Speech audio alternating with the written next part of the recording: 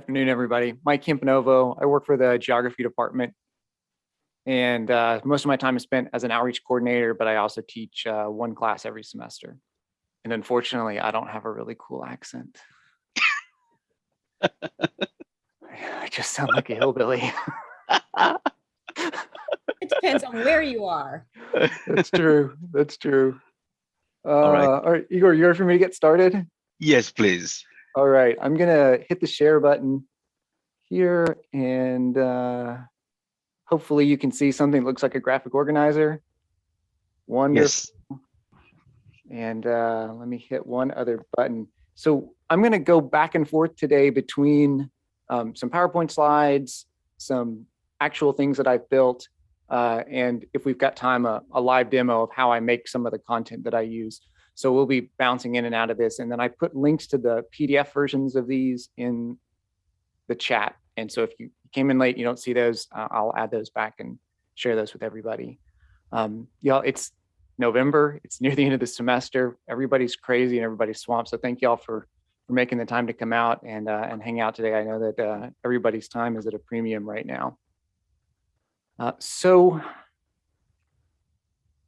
Pretty much all my stories start with, so I was listening to a podcast. So I was listening to an episode of 99% Invisible about curb cuts of all things. It ends up, it's this really fascinating story. Back in the 1960s, it was incredibly difficult for students with physical impairments to attend universities because they couldn't navigate the physical space of campus without assistance. And there was this group of activists, which had the amazing name of the Rolling Quads. And using guerrilla tactics, they went around UC Berkeley and the community around it and put in their own curb cuts. And they made it possible for students in wheelchairs to be able to attend the university and navigate on their own without assistance. And so you're going, Mike, why are we talking about curb cuts? Okay, so closed captioning. Let's use that one as an example, okay? Curb cuts and closed captioning. Both of these were designed to help people with some sort of impairment who need some sort of accommodation. But it turns out that lots of people can use these, benefit lots of folks, even if they don't have, they don't need that necessarily that accommodation. So if we think about curb cuts, FedEx, UPS, the post office, everyone that drags around one of those rolly suitcases, those electric scooters or bicycles that are all over, and everyone gets to use those, even though they don't need those to get around. Well, closed captioning is the same way.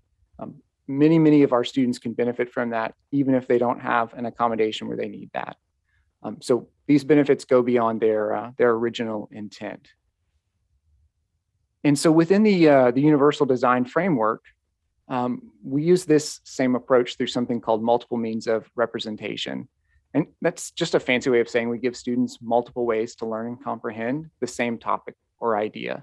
And so that might mean you put together a flow chart or a graphic organizer that helps students make the connections between what they're learning this week and what they learned last week, or how a bunch of different ideas fit together into a broader context. Maybe it means you have written instructions, but along with those written instructions, you have some screen captures or some animations.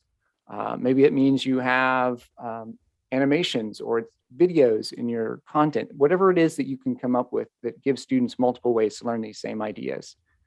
And so today I'm going to share with you some of the strategies and the tools that I use, and hopefully share some of the best practices with you that will make you more efficient at using and creating these tools. So I'm going to start just with the key takeaways. So you'll already know kind of where we're going with this. So implementing this idea of multiple means of representation is going to benefit all your students, not just those with a documented accommodation. It is going to take more time and effort on the front end, but if you implement MMR, it's going to make you a more effective and efficient instructor. So a little background on me and how I'm using this.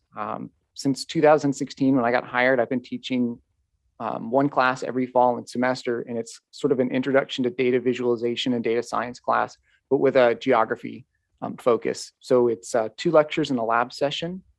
We're very obviously with data science and data viz, we're very computer and technology focused.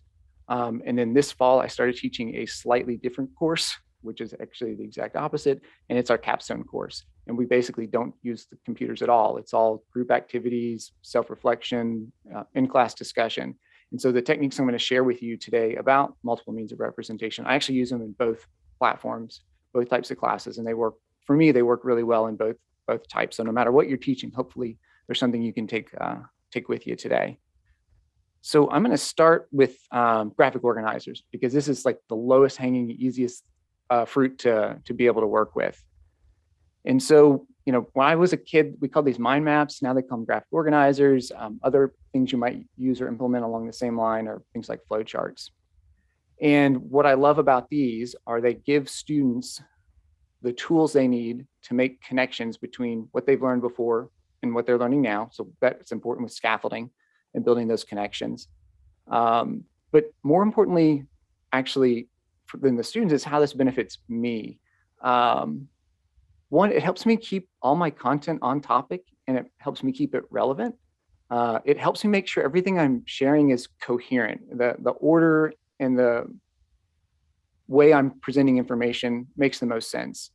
And it also helps me figure out, am I trying to cover way too much content? Do I really need to scale this back, break this up, something along those lines? So what I want to do is I'm going to stop sharing this, and I just want to share a couple of examples of the ones that I've been using, and then I'll share some of the tools that I've been working with. So this is a graphic organizer I share with the students on the very first day of our capstone course. So this is our flow chart of kind of how we're going to get to our ultimate end goal, which is over there on the right-hand side. And then every one of these little dark gray circles is kind of a module basically within Canvas. So it's how we're going to move from module to module and how those things are going to help us get to this big idea at the end. And so each one of these modules then also has a list of or ideas about activities and projects and topics we're going to cover related to each one of these. And so this means that anytime throughout the semester, I can help show the students, this is the reason why we're working on brag sheets, or this is the reason why we're working on your lead list. It all fits into this bigger picture and this bigger goal that I'm working towards with you. I use these for my lectures as well. So I'll put these up and share these with videos and slides and all that sort of stuff. So this is a terrible example. And that's why I wanted to show this. Before I put together content, I try to put together graphic organizers. That way I can figure out what I want to share, how I want to share it. I put this one together and realized, oh my gosh, Mikey, what have you done? This is an abomination. This is terrible. So for me, this is great, because then I knew, like, okay, you've got to break this up. This is not a good way to do this. So something that might look a little bit better might be something like this, right? So it's a main idea. We're breaking that out into these other ideas. And then I've even got, boy, this is meta. I've got a graphic organizer, and then I've got a supplemental graphic organizer that goes with it. So I'm using it for course planning. I use it for organizing my lectures, and then I share all these with the students. And then I also use these in the actual lab assignments that I teach. So again, we're trying to teach modeling. So how do we answer questions using computers with data and processing and all that sort of stuff? But you can imagine for a lot of our students, this is all pretty new stuff. And so they're struggling both to use some sophisticated scientific software along with then learning sort of the theory behind what we're doing and why we're doing it. So I put these together where we show what our inputs for our model tools are, what the tools are that we run, and then what the outputs are. And some of these are pretty basic. I put one of these together for every question we're going to try and answer in that particular lab. So this one, you're like, Mikey, that doesn't really look like it's that detailed. But when you really get into some of these more detailed models, and you're looking at how all the inputs from one tool become the outputs, and then those outputs become the next input, you can imagine, like, if you're looking through written instructions and you're trying to figure out, why am I even doing this step that I'm doing? Something like this can really help put that step into context and understand why it is that we're using this this particular tool and how it fits into the bigger picture. So those are just some examples of the ones I've been using, and I just want to share with you some of the tools that I use to put these together. So all of us have access to PowerPoint, and PowerPoint is great for putting a lot of this stuff together. You just use that Smart Art feature that's built in. You can use it on your desktop computer. You can use it online through Office 365. There's another platform I use quite a bit called Lucidchart. It's completely free for educators to use. And if it just gives me a little more control than PowerPoint does. And then I use this platform called Snagit by a company called TechSmith. I probably use this software was telling you, probably a dozen times a day, at least, for putting things together, flow charts, documentation, instructions, that sort of stuff. And it is well worth the $30 you can get it for the educator pricing. And just sort of a couple of main ideas or takeaways from thinking about how we use and implement these flow charts and graphic organizers. If you're going to take that graphic organizer or a flow chart and you're going to embed it in something else like a Word document or a Google Doc or a PowerPoint, export those out as images. It works easier that way. But if you're going to make something that's going to stand alone as a document that you're going to put in Canvas, save those as a PDF, because that's oftentimes easier for students to be able to download and view and use. So before we get into our second option, what sorts of questions, comments, and feedback do y'all have so far on graphic organizers and implementing these? I love this because graphic organizers and concept maps, those are kind of tried and true pedagogical tools that have been around for such a long time, but you don't always hear about them in this context. So I really appreciate this. I think this approach can really make a difference. And I really appreciate that you said it can help faculty with their own organization of content.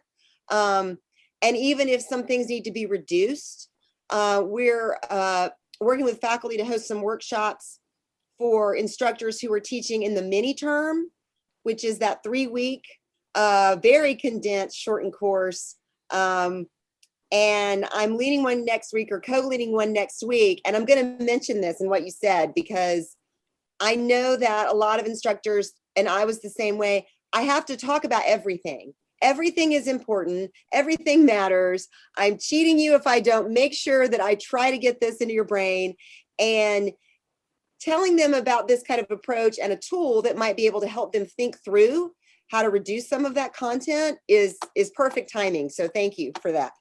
Sure. Yeah. Half of these things I do because they make my life easier.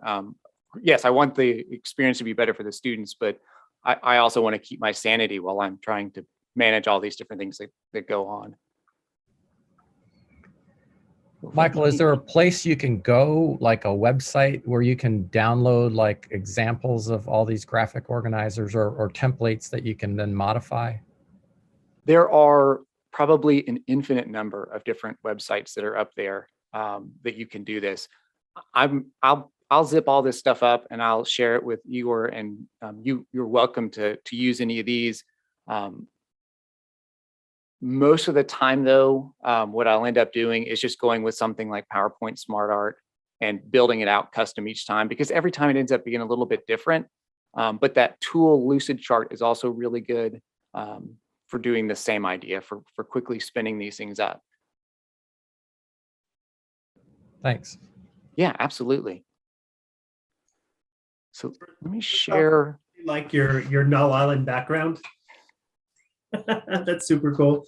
I really like the idea of using this to organize my own stuff and lecture planning, but also I had an idea of like using a visual syllabus as, giving students that content information that in a different way. Using flow charts for that so students can see what's due and also what assignments relate to what. I think that's a really cool idea. Yeah, thanks. Yeah, this was my first time teaching this capstone course this fall. So I didn't really know what I wanted to do exactly. So this is what I did to figure out what I was going to teach and how I was going to teach it, what the assignments were going to be, who my guest speakers needed to be. Otherwise, I don't know how I would have come up with a reasonable plan for what I was going to go over in the class. All right, well, let me share another idea with you on something I'm actually kind of proud of that I figured out how to do. So it's pretty common for me, and I'm sure for a lot of you, where you're having to write instructions for how to do something for your students. And at this point, we're all probably really good at being able to do something like come up with written instructions and then include images or diagrams or graphics, something like that to help. So, in my case with this data visualization software, I might have a screen capture and then I'll annotate that to show, here's where you need to input this part or that part. But sometimes these softwares and things can get pretty complicated, and maybe there's like a a contextual menu. So when you click something, it activates something else and it activates something else. And that might end up being like 3 or 4 screen captures in a row. Or maybe if I try to explain that in the written instructions, it doesn't really come across very well. So sometimes actually a short video is a great way to explain something. But how do you embed a video in a Word document or a Google Doc? Because you can't actually do that. So what I've actually started doing is I have started using GIFs, little animated GIFs, and embedding those directly within my Google Docs. Because so here on the left-hand side is written instructions. Some of my students love that. They just want to be able to go through, read the instructions and knock things out. But other students really want to be able to see how this works and how this is actually happening in real time in the software. So I'll just use that little Snagit program and record a section of my screen, save it out as a GIF, and then I can embed that directly in a Google Doc. And then that way there's the written instructions there, and then there's the animation that's right there next to it. So I use this program called Snagit to do the screen recordings that I turn into animations. But I also use PowerPoint to make custom animations because sometimes I just can't find the thing that I want to explain. And there's some really great tutorials out there for how to do things like morph and stuff like that, smart move within PowerPoint. So you can actually go through and build some really complex animations to illustrate your topics and ideas without having to, spend a lot of time having to learn some fancy software. So most of the time I'm using PowerPoint to build these custom ones. And then again, this $30 platform called Snagit by TechSmith to just do the screen recordings because it makes it so easy. If I had a couple things just to recommend, keep these really short, under 30 seconds for sure if you can. And then just go ahead and embed them directly in your Google Docs. I love Google Docs because I can update them all the time. I can share those with a student. And if I make a change to the lab, they can just hit the refresh button and it'll bring up the most recent version. So that's sort of what I had on those 2 ideas. So what questions, comments, and feedback do y'all have related to these little animations? Yeah, it's a great teaching tool. I mean, people have used it to show me how to, for example, edit videos and stuff like that. They can just go into iMovie or some other program and say, okay, this is exactly how you want to import photos and overlay music and words and things like that. So it's fantastic.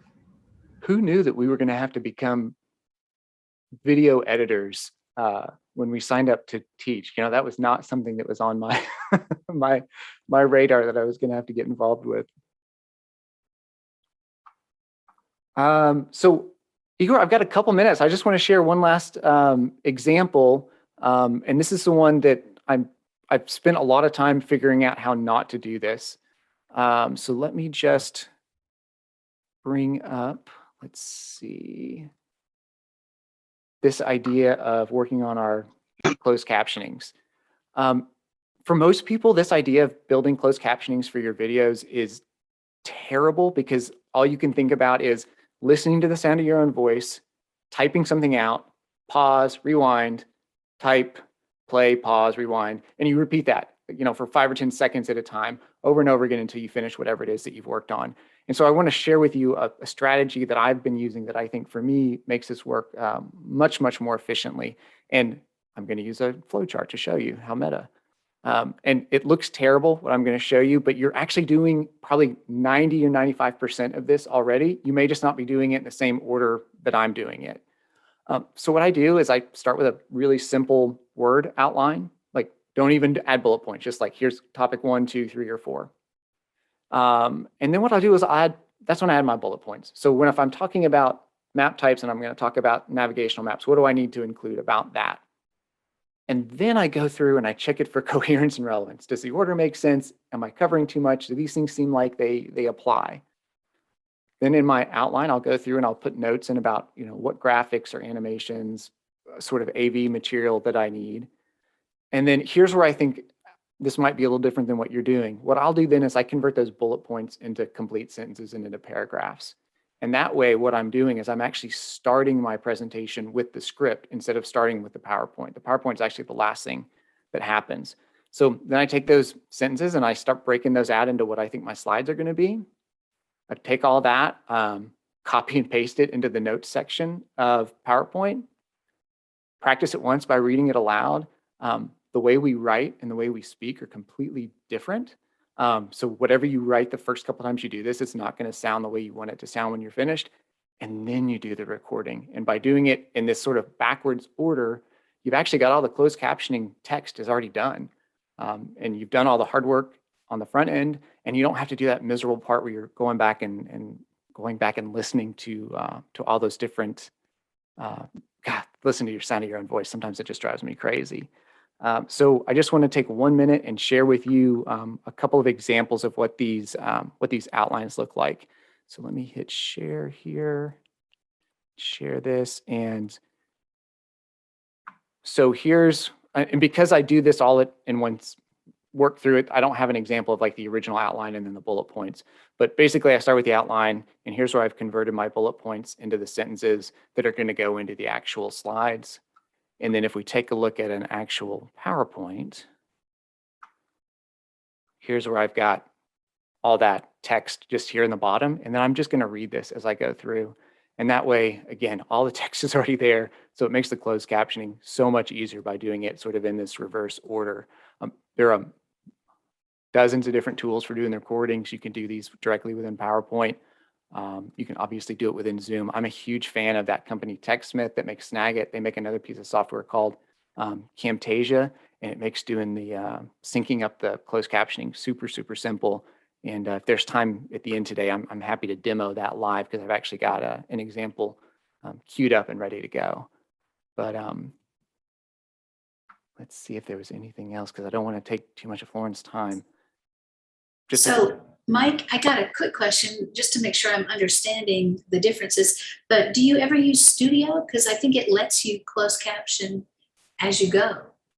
Yes. So there are some of those tools that will let you do that. And there are some of those tools that will automatically write those closed captioning for you. What I found is that the content that I teach, especially on the technical side, is very niche and esoteric, and it struggles sometimes with those esoteric terms and vocabulary. And so rather than have it risk coming up with something weird that doesn't make sense, it's just easier for me to do it myself. One of the tools that, or actually two of the tools that I use, because you're absolutely right, Michael, speaking and writing are very different, is the dictation function in Microsoft Word or Office 360, which is kind of hit or miss. Google Docs also has a dictation function if you use Chrome. Oh, nice. And so it allows you to, and I recommend my students do this when they're coming up with ideas, because you can just talk and then you have a bunch of text which you can go in and edit and solidify. Yeah, this really only works well for me for content that I'm creating in advance. So if I'm trying to do something live with students, obviously this is not the system for that. This is for something like a lecture video you're going to pre-record, or I often record little short videos to go with my lab activities.